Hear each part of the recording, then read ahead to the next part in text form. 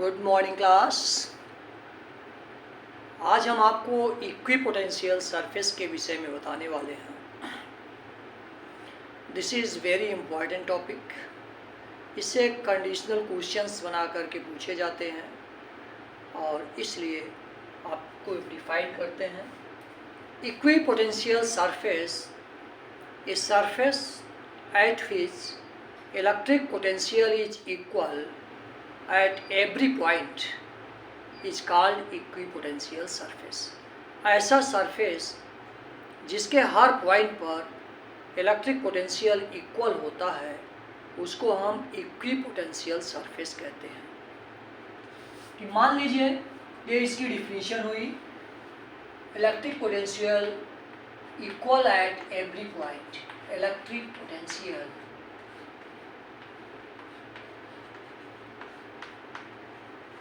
equal at every point, equal at every point।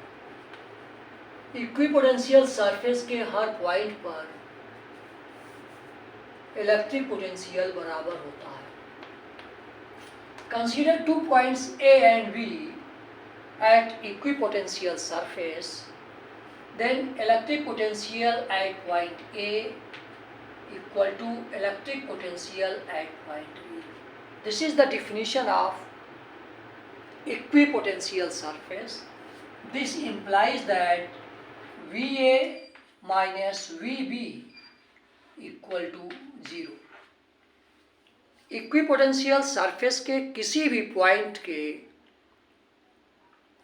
दो point के बीच का जो पोटेंशियल डिफरेंस होता है वह 0 होता है। इसकी सेकंड प्रॉपर्टी है work done at equipotential surface is 0। In other words, to bring any charge from one point to another point, work done is 0। Electric potential surface के पर किसी दो पॉइंट के बीच में चार्ज को ले जाने में जो वर्क करना पड़ता है वह 0 होता है। ये कैसे 0 होता है? We know that work done to bring unit charge from one point to another point is VA minus BB into Q। किसी भी एक पॉइंट से दूसरे पॉइंट तक चार्ज को ले जाने में जो किया गया कार्य होता है, कि किया गया वर्क जो है, W equal to VA minus VB into Q। As electric potential surface potential difference is 0, therefore work done is 0। तो इस तरह से ये दो पॉइंट्स हैं, इलेक्ट्रिक पोटेंशियल पर किया गया वर्क 0 होता है। अब हम इलेक्ट्रिक पोटेंशियल सरफेस कैसे ड्रा करते हैं इसके विषय में आपको हम बताने वाले हैं। कि मान लीजिए कोई पॉजिटिव चार्ज प्लस Q है, इससे हमें इलेक्ट्रिक इक्विपोटेंशियल सरफेस ड्रा करना है। We know that electric potential equal to 1/4 pi epsilon naught Q by R। ये इलेक्ट्रिक पोटेंशियल का फार्मूला होता है। यदि R की वैल्यू बराबर हो तो इलेक्ट्रिक पोटेंशियल की वैल्यू डिफरेंट पॉइंट्स पर बराबर आएगी। तो इसके लिए मान लीजिए कि हम जो है इससे 5 सेंटीमीटर की दूरी पर कोई पॉइंट A ले रहे हैं, तो यहाँ जो इलेक्ट्रिक पोटेंशियल होगा वो हर एक 5 सेंटीमीटर की दूरी पर जितने भी पॉइंट होंगे वहाँ हर जगह इलेक्ट्रिक पोटेंशियल बराबर होगा। इस तरीके से 5 सेंटीमीटर, इस चार्ज से 5 सेंटीमीटर की डिस्टेंस पर जितने भी पॉइंट्स होंगे उन पर इलेक्ट्रिक पोटेंशियल बराबर होगा। अगर इन पॉइंट्स को हम ज्वाइन करेंगे तो ये हमें एक स्फीयर मिलता है। इसी तरह से किसी भी डिस्टेंस पर अगर हम मान लीजिए हम 3 सेंटीमीटर पर कोई पॉइंट ले लेते हैं, तो हर एक 3 सेंटीमीटर पर इलेक्ट्रिक पोटेंशियल बराबर होगा, और उस इन 3 पॉइंट जो 3 सेंटीमीटर की पॉइंट पर होंगे उनको अगर हम ज्वाइन करते हैं तो हमें एक दूसरा स्फीयर मिलता है। इसी तरह से जो भी डिस्टेंस हम लेंगे, 10 सेंटीमीटर ले लें हम, तो हमें इतना बड़ा एक स्फीयर मिलेगा। इसके सेंटर से 10 सेंटीमीटर की डिस्टेंस पर जो भी पॉइंट होंगे वहाँ पर इलेक्ट्रिक पोटेंशियल बराबर होगा। इस तरह से हम देख रहे हैं equipotential surface due to a point charge और कंसेंट्रिक स्फीयर्स। ये आपको जो स्फीयर मिलते हैं इनके हर पॉइंट पर इलेक्ट्रिक पोटेंशियल बराबर होता है, क्योंकि उस पॉइंट पर जो भी इस सरफेस पर जो भी पॉइंट होंगे वे समान डिस्टेंस पर होते हैं।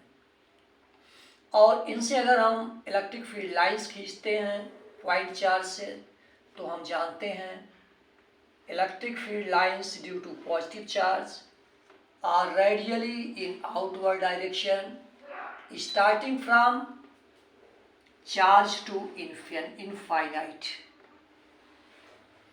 ये होता है electric potential surface due to a point charge. यहाँ आपको कंक्लूजन मिलता है electric potential surface due to a point charge are concentric spheres. Concentric spheres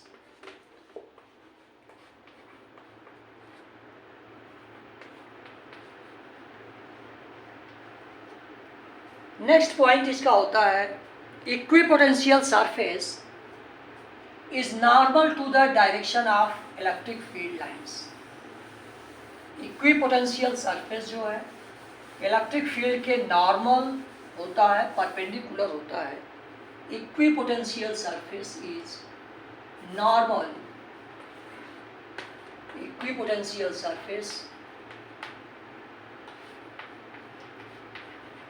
potential surface is normal to the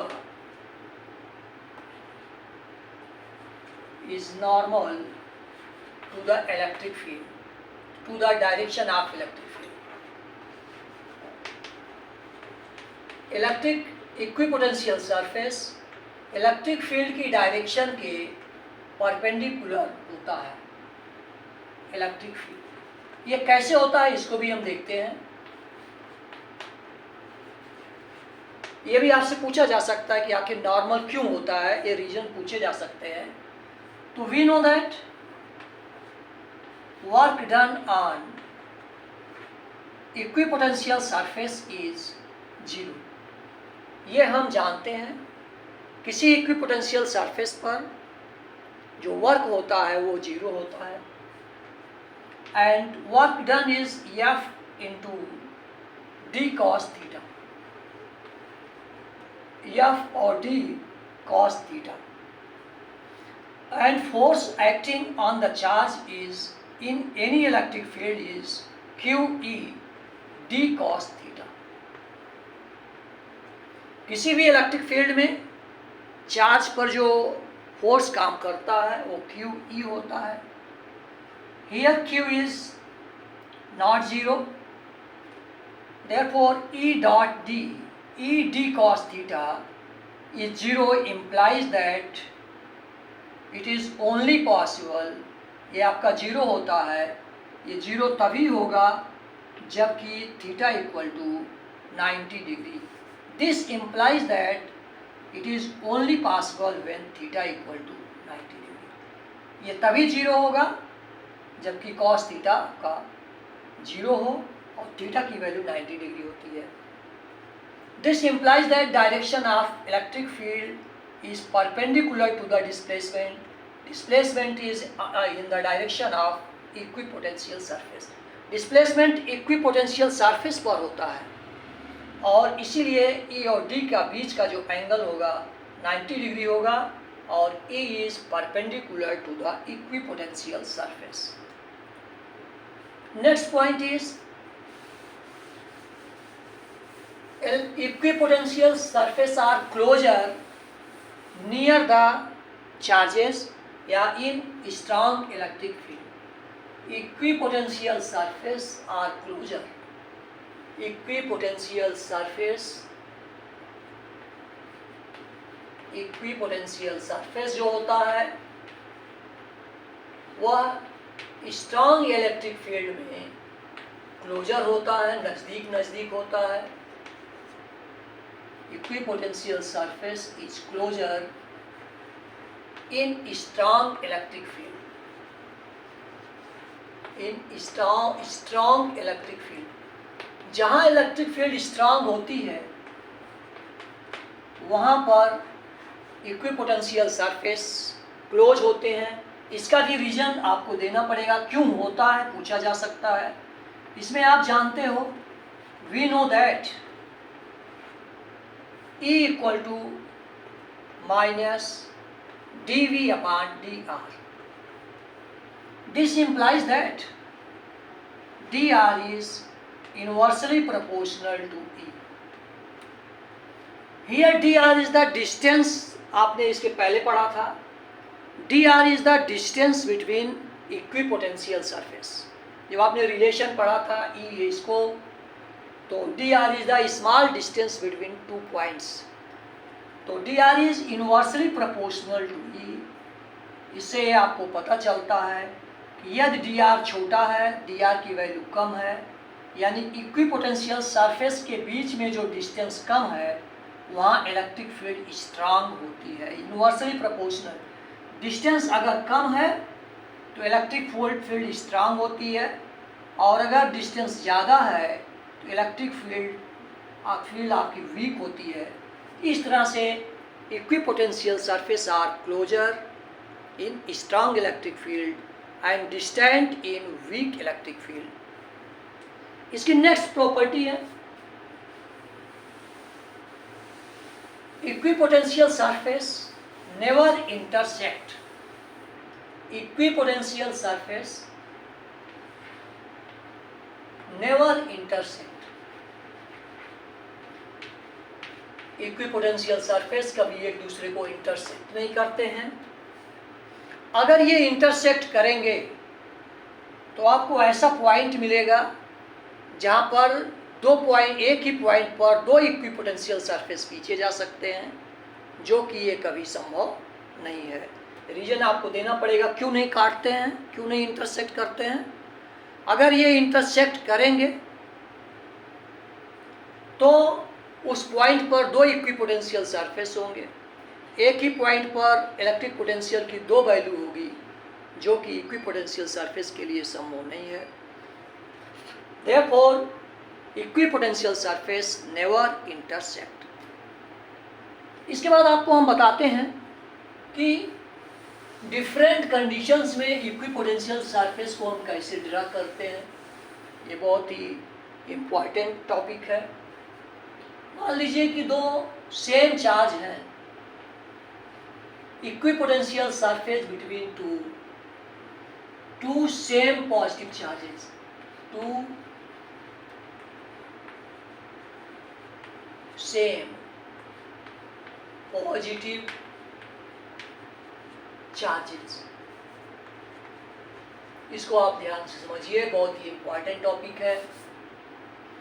ये आपका प्लस क्यू चार्ज है, और ये मान लीजिए आपको हम समझा रहे हैं कि ये दूर दूर हैं, तो इनके इक्विपोटेंशियल सरफेस आपने अभी देखा ही, ये कंसेंट्रिक स्फीयर्स होते हैं,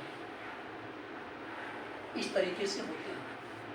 अगर ये बहुत दूर है जहाँ एक दूसरे पर इनका कोई प्रभाव नहीं है, तो इक्विपोटेंशियल सरफेस इस तरीके से होते हैं. लेकिन जब इनको हम पास लाते हैं, एक सिस्टम डेवलप करते हैं, टू पॉजिटिव चार्जेस, इनको पास ला के इक्विपोटेंशियल सरफेस अगर हम खींचते हैं, तो आप देखिए ये पॉजिटिव चार्ज जो सेंटर पर होता है वो सेंटर से थोड़ा दूर खिसक जाता है, क्योंकि एक दूसरे को ये रिपल्सन करते हैं. इसको थोड़ा बड़ा बना लेते हैं ऐसे.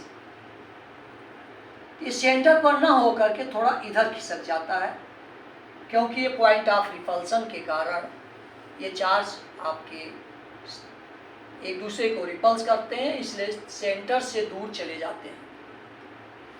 अब इनसे अगर हम इक्विपोटेंशियल सरफेस ड्रा करें तो आप जानते हो जहाँ इलेक्ट्रिक फील्ड स्ट्रांग होती है वहाँ इक्विपोटेंशियल सरफेस नज़दीक नज़दीक होते हैं।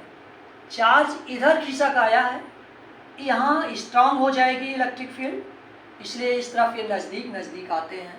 Equipotential surface are closer near the charges and distant in weak electric field. ये चार्ज से दूर हैं इसलिए दूर दूर होते हैं।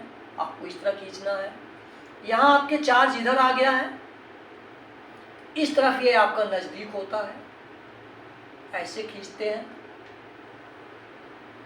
और इस तरफ आपके ऐसे दूर होते चले जाते हैं इस तरह से, और इस तरह से आपका इधर जो होते हैं दूर दूर होते चले जाते हैं ऐसे।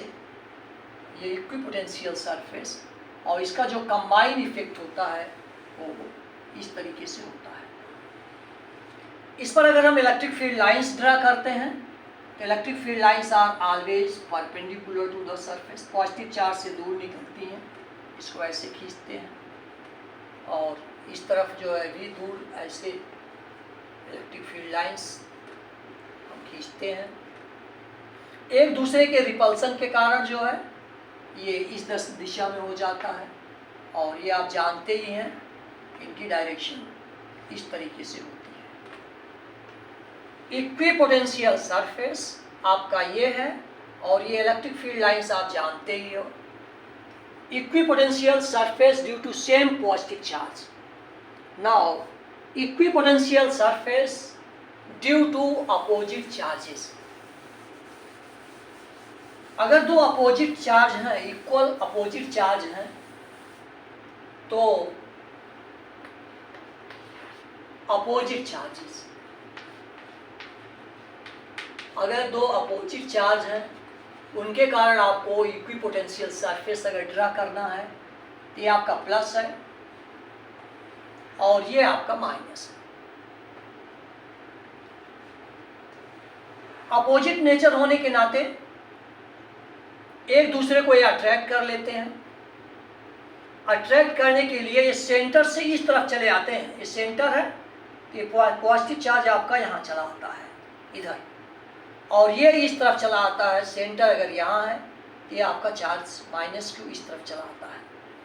इस तरह से इसका जब इक्विपोटेंशियल सरफेस हम ड्रा करते हैं इधर ये नज़दीक नज़दीक होते हैं क्योंकि चार्ज के नज़दीक स्ट्रॉन्ग इलेक्ट्रिक फील्ड होती है और ये सरफेस आपको ऐसे मिलते हैं, इधर आपका नज़दीक और इस तरफ आपका दूर दूर इक्विपोटेंशियल सरफेस होते हैं और ये आपका इस तरह से प्राप्त होता है।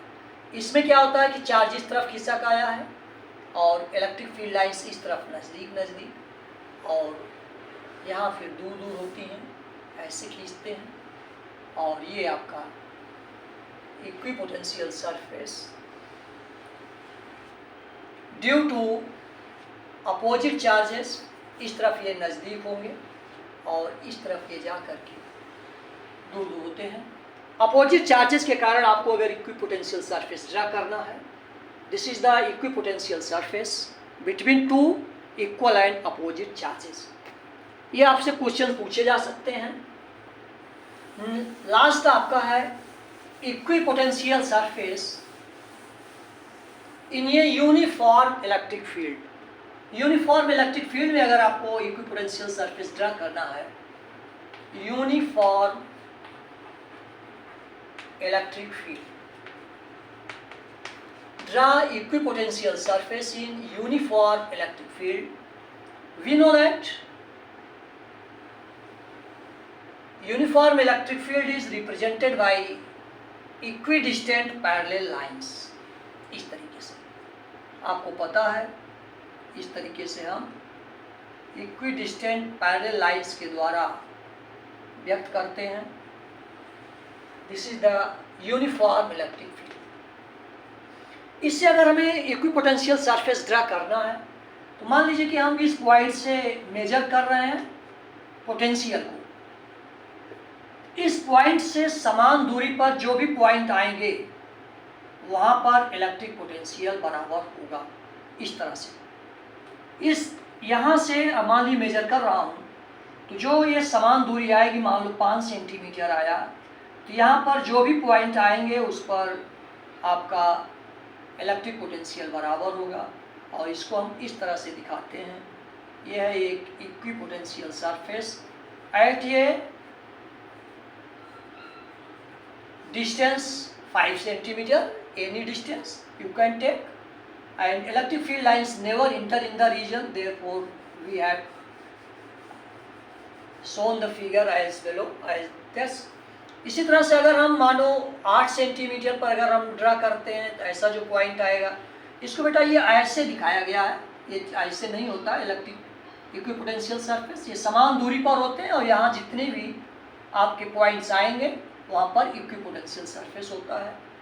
इसी तरह से अगर हम 10 सेंटीमीटर की दूरी पर जो सरफेस देखेंगे, इसको ऐसे करें तो ये यहाँ से समान दूरी होने के नाते यहाँ पर सब पॉइंट पर इलेक्ट्रिक पोटेंशियल बराबर होगा।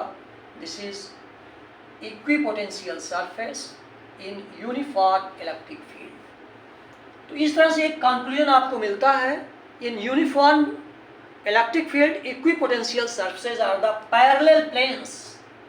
पैरेलल प्लेन्स ये जो होते हैं, एक नंबर के क्वेश्चन में आपसे मल्टीपल चॉइस पूछा जा सकता है, यूनिफॉर्म इलेक्ट्रिक फील्ड में